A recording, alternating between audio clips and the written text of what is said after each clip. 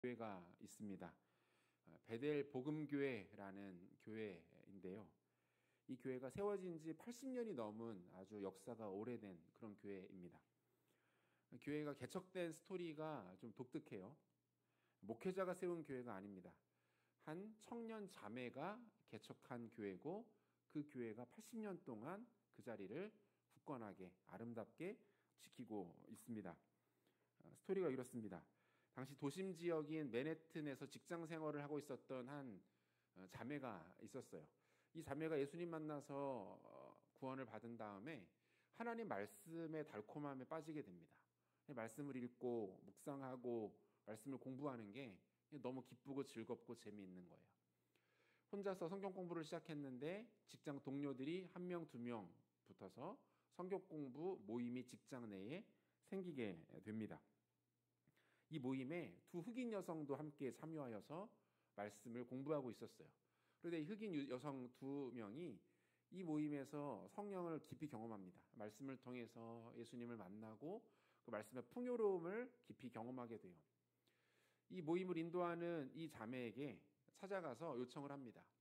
내가 말씀을 배워보니 너무 좋습니다. 당신이 우리가 사는 지역으로 좀 오셔서 성경 공부 모임을 열어주시고 우리 지역의 사람들도 이 말씀 공부에 참여할 수 있도록 해주시면 어떻겠습니까? 라는 제안을 하게 돼요.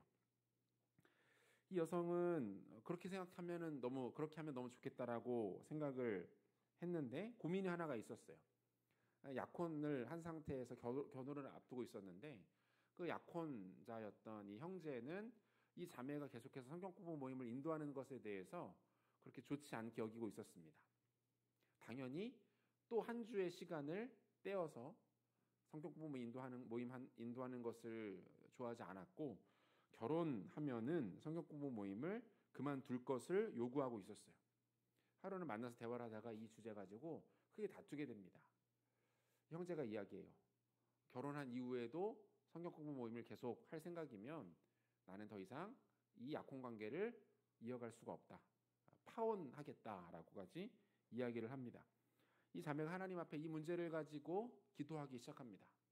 그리고 기도하던 중에 하나님이 자매에게 한 가지 말씀을 떠오르게 하셨는데, 그 말씀이 이사야 54장 1절 말씀이에요. 잉태하지 못하며 출산하지 못한 너는 노래할지어다. 산고를 겪지 못한 너는 외쳐 노래할지어다. 이는 홀로 된 여인의 자식이 남편 있는 자의 자식보다 많음이라 여호와께서 말씀하셨느니라. 이 말씀을 하나님이 이 자매에게 주십니다. 이 말씀은 우리가 오늘 읽었던 본문 27절에 나와 있는 바울이 인용한 말씀과 동일한 말씀이에요. 이 말씀을 받은 자매가 하나님 앞에 두 가지 결단을 내리게 되는데, 첫 번째, 결혼하지 않고 독신으로 살면서 하나님 앞에 헌신하겠다라는 것을 하나님 앞에 결단을 하게 되고, 두 번째, 전문적인 말씀 사역자의 길로 들어서겠다라고 헌신을 하게 됩니다. 그 약혼자에게 찾아가서 하나님 주신 이 마음을 나누고 약혼을 깨뜨리게 돼요. 파혼합니다. 그리고 신학교에 입학해서 전문적인 말씀 사역자의 길을 걷기 시작합니다. 그리고 그녀가 그 흑인 거주 지역에 들어가서 함께 성경 공부 모임을 시작으로 해서 세워지게 된 교회가 베델 복음교회입니다. 지금도 그 지역에 아주 굳건하게 세워져서 많은 영혼들을 우리 주님께로 이끌고 있는 아주 귀하고 아름다운 교회예요. 이 자매가 평범하게 결혼해서 출산을 하고 자녀들을 낳았다면 그것도 물론 너무나도 귀하고 가치 있는 일입니다. 하지만 지금과는 전혀 다른 삶을 그녀는 살았을 겁니다. 영적인 자녀들을 낳고 그들을 양육하고 그들을 말씀으로 이끌어가는 조금 특별한 삶을 살아갈 수는 없었을 것입니다. 그녀가 하나님 앞에 기도했을 때 더 많은 영적인 자녀들을 낳는 복을 주겠다. 말씀으로 더 많은 영혼들을 섬기는 인생을 걸어가게 하겠다라는 하나님의 음성이 그에게 들려왔고, 그는 자신에게 허락하신 이 부르심과 사명을 외면하지 않고 그 일에 자신의 인생을 던질 수가 있었던 것이죠. 오늘 우리가 읽은 이 본문에서도 바울은 육적인 자녀와 영적인 자녀의 차이점에 대하여 소개하면서 여전히 갈라디아 교회 안에 들어와 있는 유대주의자들의 논리를 반박하며 깨뜨려 나가기 시작합니다. 갈라디아 교회에서 가장 우선적으로 가르쳐줘야 될 메시지가 무엇인지, 가장 중요하게 여겨져야 할 가치가 무엇인지에 대하여 소개하고 있는 거예요. 무엇을 언급합니까? 처음 시작은 크게 다르지 않지만 겉으로 보기에는 별다른 차이점이 존재하지 않는 것처럼 보이지만 근본적인 차이가 나타날 수밖에 없다라는 것을 계속적으로 요구하고 있습니다. 이야기합니다. 그래서 잘 구별해야 하는 문제다라고 이야기를 하고 있는 거예요. 한마디로 이 복음과 율법의 차이에 대하여서 변증하고 있는 거죠. 흉내를 낼 수는 있겠지만 근본적으로는 다를 것이다. 처음에는 비슷해 보이겠지만 본질상으로는 완전히 다른 이야기가 될 것이다 라고 말하고 있는 겁니다. 그리고 이것에 대한 가장 적절한 예를 찾아내는데 그게 뭡니까? 아브라함의 두 아들 이삭과 이스마엘에 대하여 예를 들어 설명하고 있는 거예요. 본문 22절입니다. 기록된 바 아브라함에게 두 아들이 있으니 하나는 여종에게서 하나는 자유 있는 여자에게서 났다 하였으며 이렇게 되어 있습니다. 여러분 이것은 단순히 아브라함에게 두 아들이 있었다 이 말을 하고자 하는 것이 아니죠. 하나는 여종의 아들이었고 또 다른 하나는 자유 있는 여자의 아들이었다라고 분명하게 구분하고 있는 거예요. 다시 말해서 아브라함의 아들이라고 해서 근본적으로 같은 종류, 같은 모습의 사람일 수 없다, 아들일 수 없다라고 말하고 있는 겁니다. 본문 23절 여종에게서는 육체를 따라 났고 자유 있는 여자에게서는 약속으로 말미암았느니라라고 말합니다. 이 각각의 두 아들들에 대해서 우리가 조금 더 구체적으로 살펴볼 필요가 있을 것 같습니다. 우리가 잘 알고 있는 내용들이죠. 먼저 육체를 따라 낳은 아들은 이스마엘을 말합니다. 창세기 16장 15절 하갈이 아브라함의 아들을 낳음에 아브라함이 하갈이 낳은 그 아들을 이름하여 이스마엘이라 하였더라 이렇게 되어 있습니다. 아브라함에게 첫 번째 아들이 태어나게 되는데 그는 하갈에게서 낳은 이스마엘이라는 아들이었어요. 한편 자유 있는 여자의 자녀 아브라함의 정부인이었던 사라를 통해서도 자녀를 얻게 되죠. 바로 이삭입니다. 창세기 21장 2절에서 3절을 보니까 사라가 임신하고 하나님이 말씀하신 시기가 되어 노년의 아브라함에게 아들을 낳으니 아브라함이 그에게 태어난 아들 곧 사라가 자기에게 낳은 아들을 이름하여 이삭이라 하였고 이렇게 되어 있어요. 이스마엘도 그렇고 이삭도 그렇고 둘 다 아브라함의 아들들입니다. 하지만 어떻습니까? 하나님은 이 두 아들을 전혀 다른 방식으로 대하십니다. 두 아들을 전혀 다른 대상으로 인식하시더라는 거예요. 이것은 마치 유대교와 기독교가 겉으로만 봤을 때는 크게 다를 바가 없어 보이고 그래서 유대주의자들이 갈라디아 교회 안에 들어와서 성도인 척하고 있어도 겉으로는 그들을 전혀 분별해낼 수 없는 것과 같은 모습입니다. 하지만 조금만 들여다보면 그 차이점이 발견되죠. 그들이 나타내는 메시지, 그들이 중요하게 여기는 것이 무엇인지를 들어보면 금방 그들의 정체가 드러나게 된다라는 거예요. 결국 바울은 이 갈라디아 교회 안에 은밀하게 숨어 들어온 유대주의자들에 대하여 뭐라고 말하고 있는 것입니까? 너희가 아브라함의 아들이라 할지라도 너희가 이삭일 수는 없다라고 말하고 있는 거예요. 너희들은 이스마엘과 같은 존재들이다. 전혀 다른 아들로 평가되는 대상일 뿐이다. 즉시 너희의 정체를 드러내고 중요히 여기는 것들을 버리고 진리로 돌아올 것에 대하여 요청하고 있는 겁니다. 이것이 오늘 비유가 가지고 있는 핵심 메시지예요. 그렇다면 이스마엘과 이삭은 왜 어떻게 다른가 살펴보도록 하겠습니다. 둘 다 아브라함의 아들이지만 과연 이 둘은 어떤 차이점을 갖고 있는가? 이스마엘은 불신의 열매라고 말할 수 있습니다. 창세기 16장 1절과 2절을 보면 아브라함의 아내 사레는 출산하지 못하였고 그에게 한 여종이 있으니 애굽 사람이요 이름은 하갈이라. 사레가 아브라함에게 이르되 여호와께서 내 출산을 허락하지 아니하셨으니 원하건대 내 여종에게 들어가라. 내가 혹 그로 말미암아 자녀를 얻을까 하노라 하매 아브라함이 사레의 말을 들으니라 이렇게 되어 있어요. 이 이스마엘 프로젝트의 시작, 이스마엘이 이 땅에 태어나게 된 이 계획의 출발점은 어디에 있었습니까? 다름 아닌 사레에게서부터 시작이 됩니다. 이 사레는 대단히 합리적이고 이성적인 여인처럼 보여지죠. 문제의 원인을 정확하게 파악합니다. 당신도 나이가 있고 나도 이미 잉태하고 출산하기에는 힘든 나이가 되었습니다. 그렇다고 해서 우리가 이렇게 자녀 없이 노년을 계속 진행시킬 수는 없습니다. 문제의 원인을 정확하게 파악합니다. 그리고 가장 합리적인 대안을 제시하죠. 그 대안이 비록 자신의 마음에 썩 들지 않고 자신의 입지를 해치는 것이라 할지라도 어때요? 그것마저도 내려놓고 문제 해결에 뛰어듭니다. 대단히 야무지고 똑부러지는 여성이에요. 그런데 이 과정에서 안타까운 것은 무엇입니까? 합리적이고 문제 해결 능력도 뛰어나고 적당한 희생과 헌신도 있습니다. 그런데 뭐가 빠져 있어요? 믿음이 빠져 있어요. 믿음이 발견되지 않아요. 문제에 대한 접근이 좋습니다. 해결 방법이 나쁘지 않아요. 다 괜찮아 보여요. 그런데 하나가 빠졌는데 그게 믿음이에요. 아브라함 또한 아내의 합리적인 설득에 그만 넘어가고 맙니다. 창세기 15장에서 하나님께서 이미 아브라함에게 자손과 혈통의 복을 약속해 주셨지만 그것을 잊어버리죠. 하나님이 아브라함을 직접 부르셔서 밤하늘에 빼곡한 별을 보여주십니다. 그리고 뭐라고 말씀하세요? 봐라, 너의 자손이 저렇게 될 것이다. 지금 노년에 아들 하나 없는 아브라함에게 밤하늘의 별을 보여주십니다. 그리고 저것이 너의 자손의 모습과 같을 것이다 라고 말씀해 주시는 거예요. 약속해 주시는 거죠. 시청각 증거까지 제시하면서 약속해 주십니다. 창세기 15장 4절 하반절부터 5절까지를 보니까 우리 같이 한번 읽겠습니다. 내 몸에서 날 자가 내 상속자가 되리라 하시고 그를 이끌고 밖으로 나가 이르시되 하늘을 우러러 무뼈를 셀 수 있나 보라. 또 그에게 이르시되 내 자손이 니와 같으리라. 뭐라고 말씀하는 거예요? 나를 믿어봐라. 내가 너에게 약속하는 이 내용들을 신뢰해봐라 라고 말씀하고 있는 거예요. 내가 얼마든지 너를 위해 살 수 있는 일이야, 준비하고 있는 일이야 라고 말씀하고 있어요. 하지만 어때요? 아브라함과 사라는 이 약속을 잊어버립니다. 더 정확하게 말하면 이 약속을 듣고도 믿지 못합니다.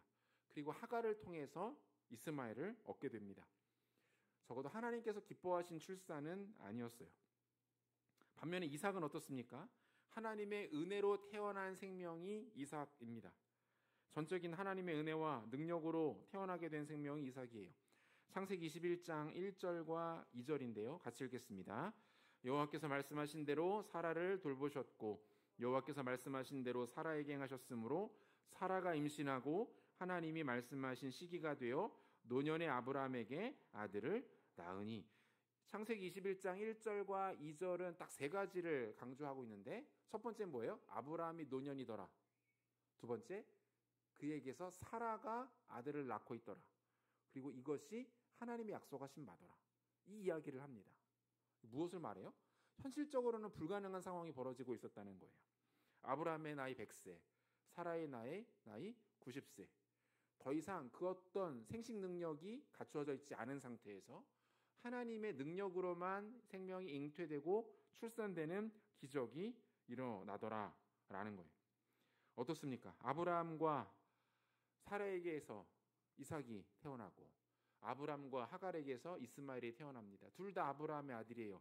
그런데 그들이 태어나는 서사와 스토리는 전혀 다르게 나타납니다. 여러분, 바울이 지금 말하고자 하는 건 뭡니까? 너희가 지금 같은 갈라디아 교회 안에 머물고 있지만 이만큼이나 서로 다른 존재들이다라는 것을 말하고 있는 거예요. 유대주의자들과 성도들의 차이를 드러냅니다. 본문 24절과 25절을 보면 이것은 비유니 이 여자들은 두 언약이라. 하나는 신의 산으로부터 종을 낳은 자니 곧 하갈이라. 이 하갈은 아라비아에 있는 신의 산으로서 지금 있는 예루살렘과 같은 곳이니 그가 그 자녀들과 더불어 종노릇하고 이렇게 되어 있습니다. 여기서 말하는 신의 산과 지금 있는 예루살렘은 무엇을 말합니까? 율법과 성전을 지칭하는 개념들입니다. 유대교, 구약의 성도들을 뜻하는 표현들이에요. 반면에 본문 26절과 27절 오직 위에 있는 예루살렘은 자유자니 곧 우리 어머니라. 기록된 바 잉태하지 못한 자여 즐거워하라. 산고를 모르는 자여 소리질러 외치라. 이는 홀로 사는 자의 자녀가 남편 있는 자의 자녀보다 많음이라 하였으니 이렇게 되어 있습니다. 반대로 여기서 위에 있는 예루살렘 그리고 자유자, 잉태하지 못한 자 다 무엇을 말합니까?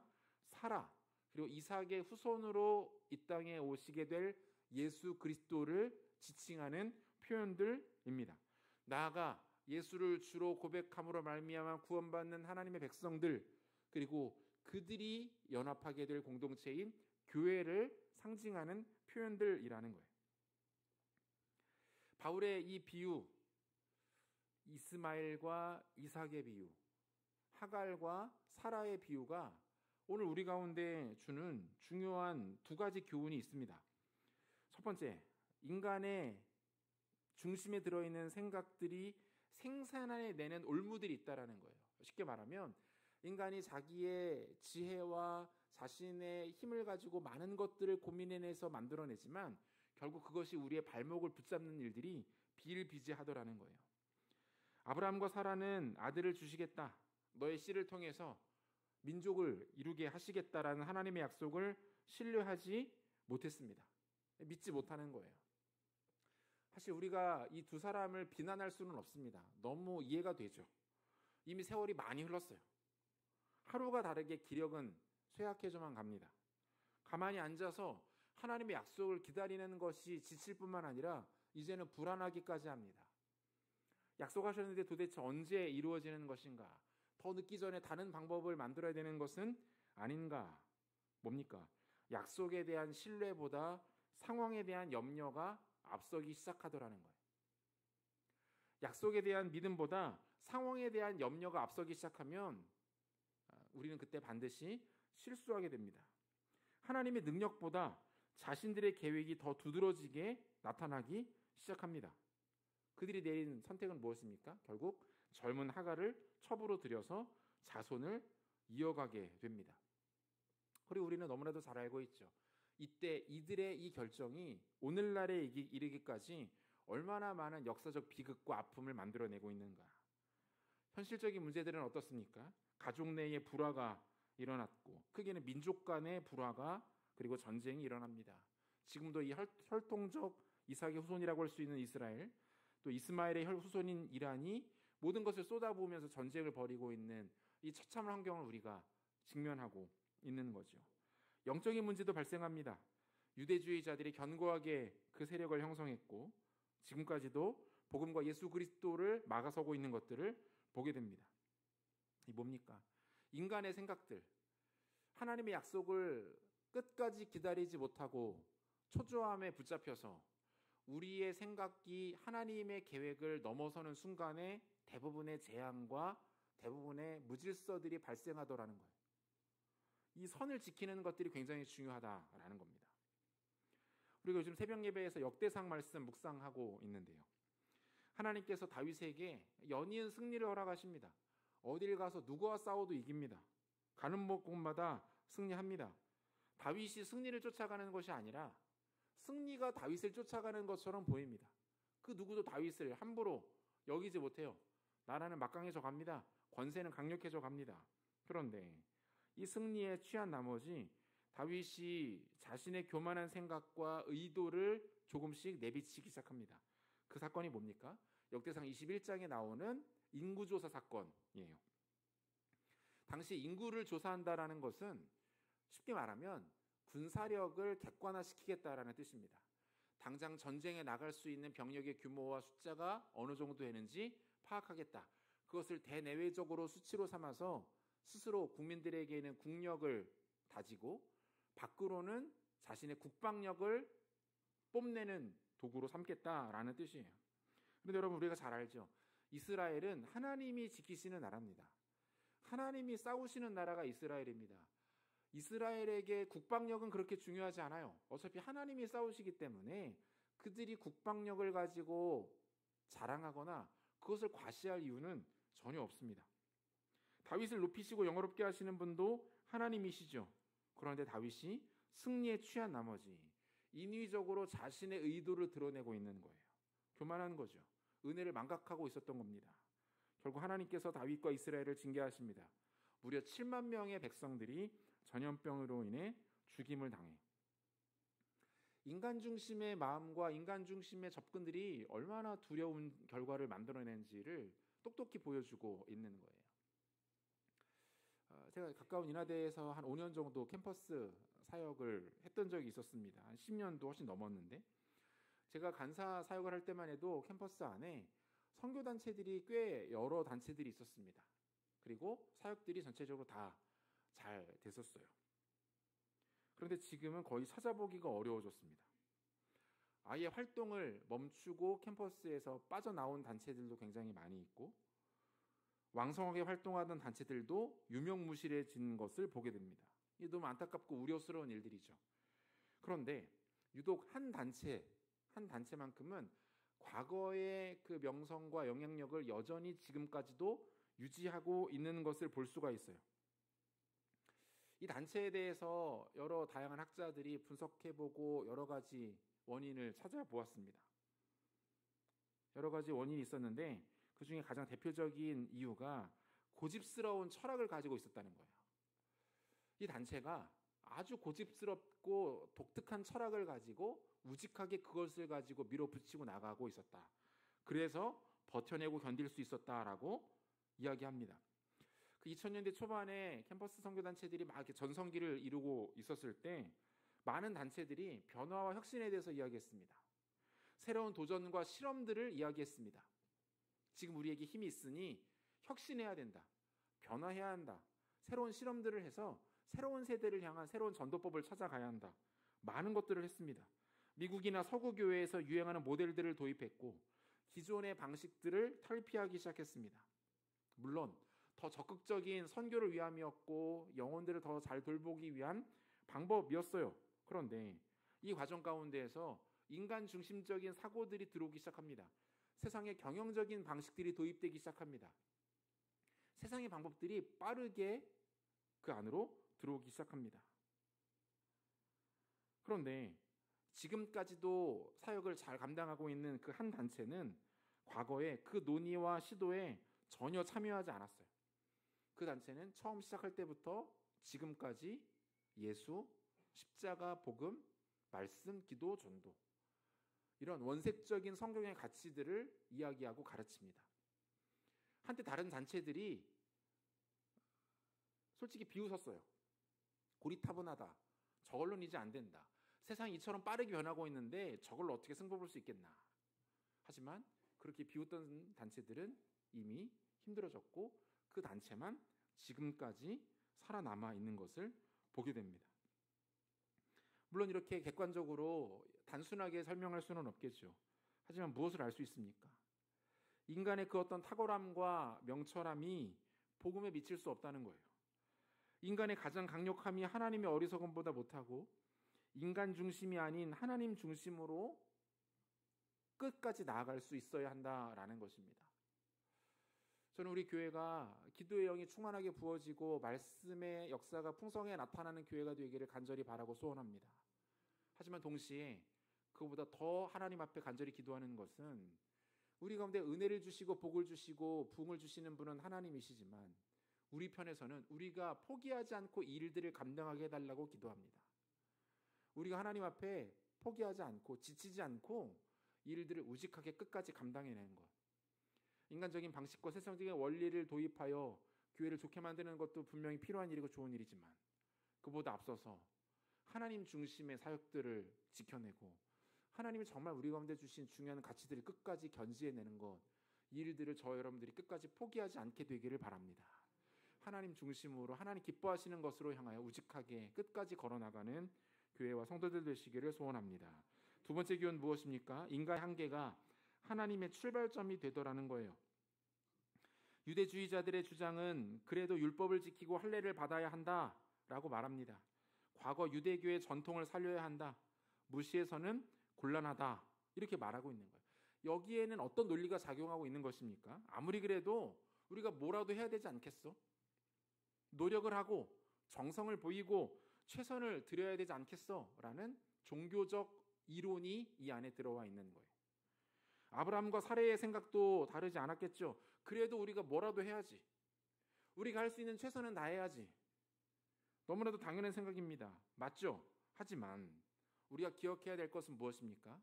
복음이 죄인들에게 주어지는 방식은 조금 다르다는 거예요. 하나님께서 그 백성들 가운데 간섭하시고 개입하셔서 일하시는 방식은 종교적인 원리하고는 차별되다라는 것을 우리가 반드시 기억할 필요가 있습니다. 구원은 그렇게 해서 얻을 수 있는 것이 아니기 때문이죠. 하나님의 방식을 있는 그대로 믿는 것이 중요합니다. 아니, 이게 전부입니다. 그 앞에서 엎드릴 수 있어야 합니다. 이것이 전부입니다. 우리가 무언가를 해야 되는 이유는 단 하나예요.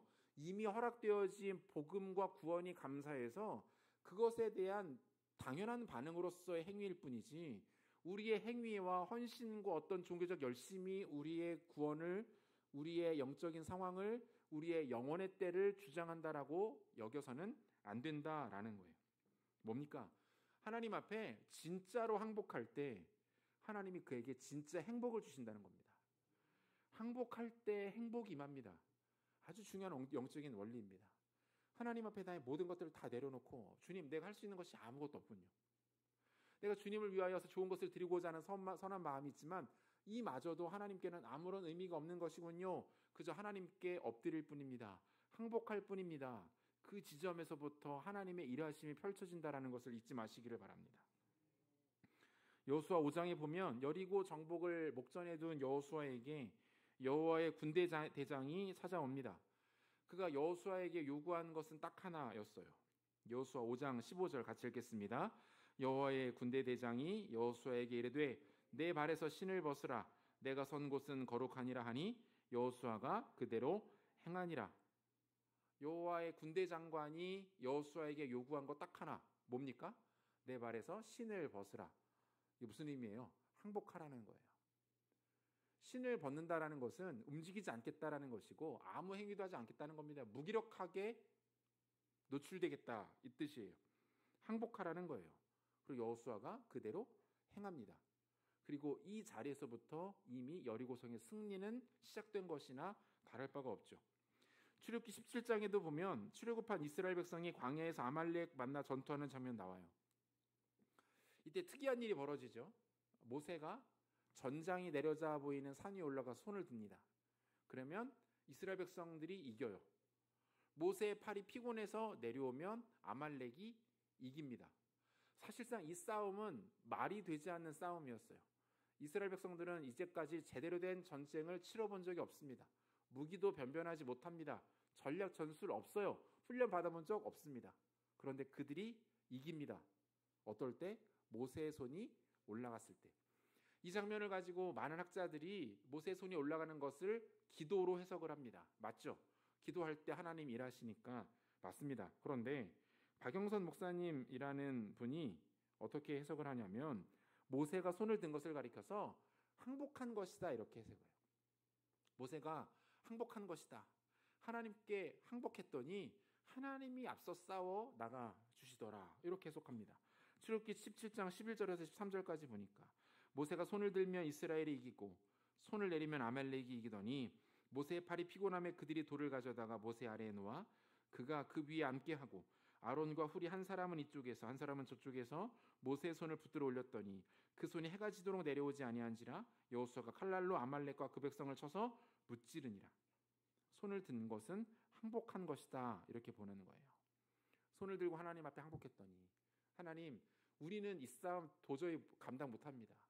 우리는 이길 수가 없습니다. 하나님 도와주시지 않으면 우리 죽습니다. 배수의 진을 치고 하나님 앞에 항복한 거예요. 하나님께 항복했더니 하나님이 전장의 가장 최우선에 앞서서 싸워 주시더라는 거예요.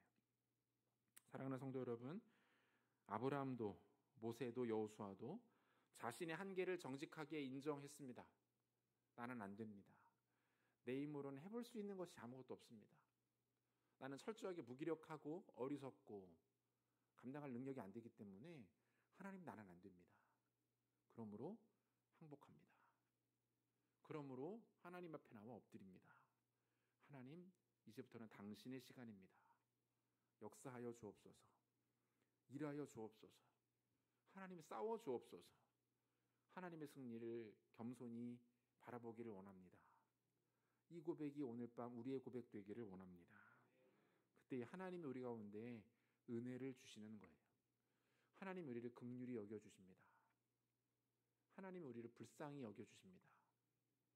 여전히 있는 척, 뭔가 할 수 있는 척, 대단한 것을 가지고 있는 척 하는 모습을 하나님 앞에 서시는 것은 곤란합니다.